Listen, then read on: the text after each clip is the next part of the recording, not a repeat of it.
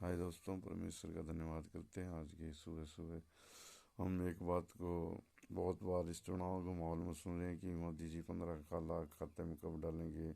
और मैं कहता हूँ कि मोदी जी ने मेरे खाते में तो 15 लाख रुपए डाल दिए। वो कैसे डाल दिए, आप सोच रहे होंगे कैसे डाल दिए।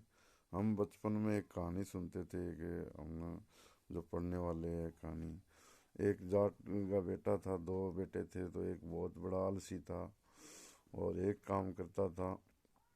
तो उसके बाप ने बोला कि जब वो दुनिया से जाने वाला था और अंत समय में था, तो उसने बोला बेटा खेत में जा और वहाँ पर मेरा एक सोना बुरा हुआ है, तो उस सोने को तो निकाल लेना। तो वो बेटा सुबह आता और पूरे खेत में एक एक वो जो हम हमारा मारवाड़ी में कस्सी बोलते हैं, फावड़ा, जो खोदने वाला, ज़मीन खोदने वाला, वो डेले उस ज़मीन को खोदता रहता और नहीं मिलता। दूसरे दिन फिर आता, खोदता रहता। तीसरे दिन फिर खोदता खोदता रहता। इस प्रकार वो पूरे खेत को खोद खोद के और एकदम मतलब पूरा खेत को मतलब ऐसे कर दिया, खोद खोद के थोता कर दिया। उसको हम मारवाड़ी में थोता बोलते हैं। बाकी उसको एकदम ऐसे मतलब पूरे गड्ढे ही गड्ढे हो गए। फिर बारिश हुई और वहाँ धान बोया गया और बहुत सारा धान हो गया। तो इस प्रकार जब मोदी जी ने ये भाषण दिया होगा, मैं ये सोचता हूँ, मेरा नॉलेज है भाई, कि मोदी जी ने ये सोचा कि लोगों के अंदर एक ऐसा आशा, जो लोग निराशा में पड़ गए हैं उनको एक आशा मिल जाए। जो लोग एकदम आलसी हो गए हैं, जिनके लोगों में आशा नहीं है। तो फिर मैंने जब ये भाषण सुना और कई साल तक मैंने इस बात पर गौर किया कि ये भाषण कैसे मोदी जी ने दिया। मगर आज मैं कहता हूँ मेरे खाते में मोदी जी ने 15 लाख रुपए डाल दिए। क्यों? क्योंकि आप देखते हो कि मेरे पास कोई रोज़गार नहीं था और मैं बहुत बिल्कुल बेरोज़गार था। और जब इस एक टाइम था कि काम करने का कोई ऑप्शन रहा नहीं, तब एक फ्रेंड है तो उसके फ्रेंड के साथ मिल कर के मैंने एक काम शुरू किया। और उस काम से मैंने मोटरसाइकिल है मेरे पास, कोई बहुत बड़ा साधन नहीं है और बहुत कोई मैं पैसे वाला नहीं था। और मैंने काम शुरू किया तब स्टेप बाय स्टेप आगे बढ़ा।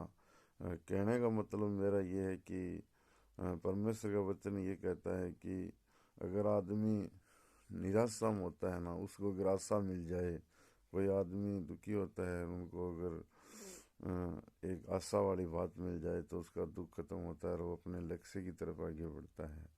तो मेरा कहने के मन से यह है कि आप काम अगर कोई भी करते हो तो आप बहुत बड़े इंसान बन सकते हो। मगर हम ये सोचते हैं कि एक विपक्ष की तरह कि मोदी जी हमारे खाते में पैसे डाल रहे होंगे या कुछ कर रहे होंगे तभी हम करेंगे। अगर वो पैसे डाल भी दिए ना 15 लाख, तो भी तुम्हारा कुछ होने वाला नहीं है, क्योंकि पैसे तो थोड़े दिन के होते हैं।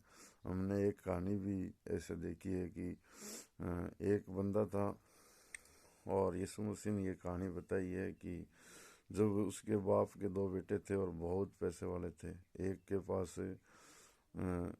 पढ़ाई का समय था, वो पढ़ता था, बहुत अच्छी तरह पढ़ रहा लिख रहा था शहर के अंदर। एक बेटा था जो पूरा बाप का काम को संभालता था, खेती बाड़ी।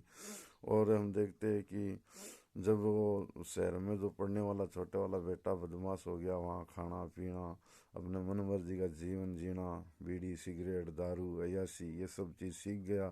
और उसके दोस्त उसको हमेशा ये बात कहते थे कि ये बंदा मतलब तू बहुत पैसे वाला है, इतना तेरे बाप के पास पैसा है। मोदी जी तो सिर्फ 15 लाख की बात कर रहे थे, उसके पास तो करोड़ों की संपत्ति थी। और जब वो बंदा संपत्ति को सारा लेके और पिताजी के पास इसको समाधान करने का ऑप्शन किया, तो बोला मेरे को तो मेरा संपत्ति चाहिए। तो पिताजी ने बोला ये संपत्ति बेटा तेरी है। नहीं, बोला मेरे को तो अभी चाहिए, पूरा मेरा है जो मेरा चाहिए।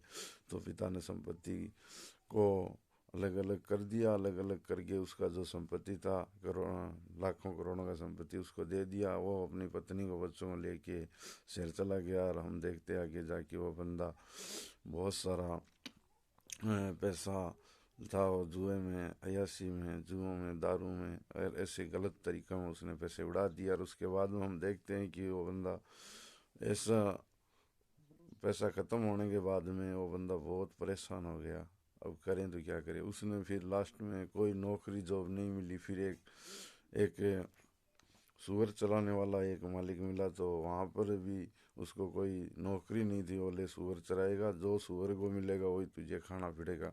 और वो बंदा सुअर है गौ चराता और जो उसको मिलता खाता। फिर उसको स्मरण है कि मेरे बाप के पास तो इतने नौकर है, इतनी संपत्ति है, म- मैंने तो खो दिया। मैं वहाँ जाकर नौकर रहकर मैं मेरी ज़िंदगी जीऊँगा। मगर हम देखते हैं वहाँ जाकर जब वो बाप के पास जाता है तो बाप उसे गले लगाता है। बाप कहता है मैंने मेरे बेटे को भी वापस पा लिया, मर गया था मैंने अब उसको ज़िंदा पा लिया, खो गया था मैंने उसको वापस पा लिया है। जो उसने जब ये पैसे उड़ाने के बाद में जो ज़िंदगी में अनुभव किया, जो उसको ठोकर लगी और जब उसे पता चला ज़िंदगी असली क्या है, तब उसे मालूम हुआ और उसके बाप ने उसको अपनाया। और फिर वो बंदा परमेश्वर का वचन ये बताता है कि वो बाप के पास, बाप ने उसको वापस अपना बेटे का अधिकार दिया, संपत्ति दिया। इसी प्रकार दोस्तों दुनिया में जो लोग पाप में डूबे हुए हैं, जो अपनी मन मर्जी में चल रहे हैं, हमारा बाप कौन है? वो स्वर्गीय, जो आसमानों के आसमान में, स्वर्गों के स्वर्ग में विराजमान है, वो हमारा बाप है। और वो हमसे बात करना चाहता है कि मेरा बेटा मेरी सुने। मगर हम अयाशी में, नशे में अपनी मनमर्जी की ज़िंदगी जी रहे हैं। आज वो चाहता है कि आओ मेरे लौट आओ। इसीलिए मत्ती का अध्याय 11 के 28 में लिखा है, हे बहुत से दबे लोग हो तुम मेरे पास आओ, मैं तुझे अनंत जीवन और विश्राम दूंगा। आज लोगों को शांति की ज़रूरत है, वो यीशु मसीह के पास आ सकते हैं। आज लोगों को आनंद की ज़रूरत है तो यीशु मसीह के पास आ सकते हैं। आज बीमारी की छुटकारे की ज़रूरत है, वो यीशु मसीह के पास आ सकते हैं। आज उनके पास अनंत जीवन प्रभु यीशु मसीह के पास फ्री ऑफ कॉस्ट में है। जैसे मैंने पिछले वीडियो में बताया भी ये कि यूहन्ना का 3:16 में लिखा है कि परमेश्वर ने जगत से इतना ऐसा प्रेम किया, जगत से ऐसा नहीं लिखा है ईसाइयों से प्रेम किया, यीशु मसीह का नाम लेते उससे प्रेम किया नहीं। वो तो परमेश्वर का पुत्र ऑलरेडी हो गए हैं जो प्रभु यीशु पर विश्वास करते हैं। ईसाइयों के लिए नहीं, जो विश्वास करते हैं उसके लिए यीशु मसीह आया है। और अब वो जगत से, यानी जगत में रहने वाला कोई भी हो, हिंदू हो, मुस्लिम हो, सिख हो, ईसाई हो।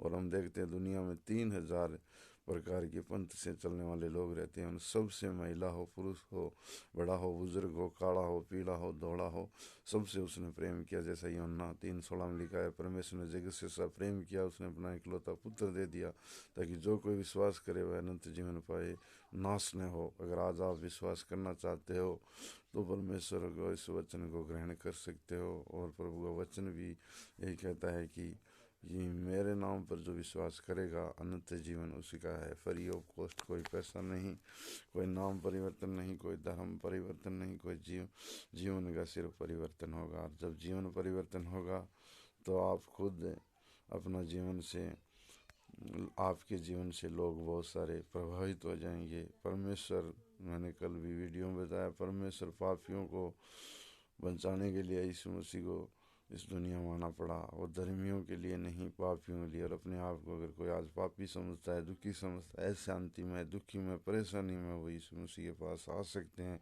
और मेरे साथ एक छोटी सी दुआ कर सकते हैं। हे पिता, मैं पापी हूँ, मैं अपने पाप को मानता हूँ, छोड़ता हूँ और अपने आप को तेरे हवाले करता हूँ।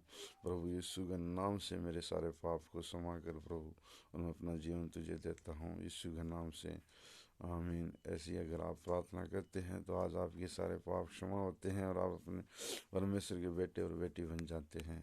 प्रेज़ द लॉर्ड, आमीन। Thank you Jesus.